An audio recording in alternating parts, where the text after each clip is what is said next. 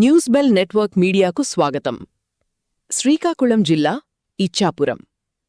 ఇచ్చాపురంలో శ్రీ లక్ష్మీ నరసింహస్వామి దేవాలయ భూములు కబ్జాకు గురయ్యాయని ఆలయ అర్చకులు మన్మోహన్ పండా ఆరోపించారు.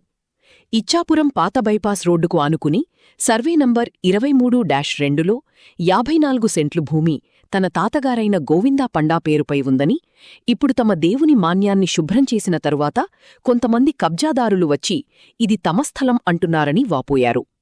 అధికారులు స్పందించి తమ దేవుని మాన్యాన్ని రక్షించవలసిందిగా కోరుతున్నారు. నేను లక్ష్మీ నరసింహస్వామి దేవస్థానం అర్చకుడిని. నేను నా పూర్వీకులు అర్చకత్వం చేసుకుని వస్తున్నాము. మా పూర్వీకుల నుంచి వచ్చిన మా మాన్యం ఏంటంటే కబ్జాకు గురైంది. మేము చాలా రోజుల నుంచి మా 3 తరాల నుంచి మేము చెప్తూనే ఉన్నాము కబ్జా జరుగుతుంది, కానీ ఎవరు రెస్పాన్స్ తీసుకోవటం లేదు.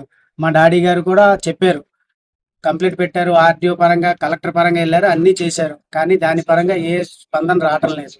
కానీ ఇక్కడ నాకు ఇప్పుడు నేను దేవుడి పరంగా ఉన్న ఆస్తిని నేను ఇప్పుడు చూడడానికి వస్తే ఇప్పుడు కబ్జా జరిగింది అనుకుని నేను తెలుసుకోగలిగాను. చాలా మంది వచ్చి వాళ్ళ పేరున ఉన్నదని చెప్తున్నారు, కానీ నేను ఇప్పుడు కూడా ఎమ్మెల్యే గారితో వెళ్ళి కలిశాను.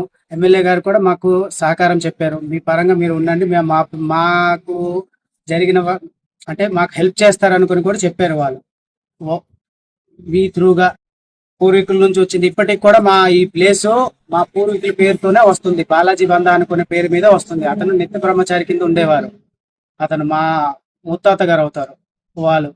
ఆ తర్వాత మేము 6 ఎకరాలు ఆర్టీసీ డిపో కింద ఇచ్చినాము. కానీ ఆ ఆర్టీసీ డిపో కూడా ఎలాగంటే అది డిపో కింద ఇచ్చినారు, కానీ దానికి కూడా రెస్పాన్సిబిలిటీ గవర్నమెంట్ తీసుకోవడం లేదు.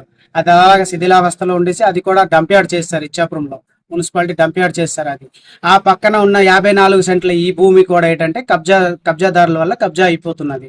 ఇది ఇప్పుడు మేము వచ్చి గుడికి ఏదైనా సాయం జరుగుతుంది అనుకుని వచ్చినప్పటికీ లేదు, ఈ భూములన్నీ వాళ్ళ పేరు మీద గవర్నమెంట్ వాళ్ళు ఇచ్చున్నారు అనుకుని వాళ్ళు చెప్తున్నారు. మేము చాలా సార్లు ట్రై చేసాం, కానీ మరి దీని పరంగా నాకు న్యాయం జరగటం లేదు.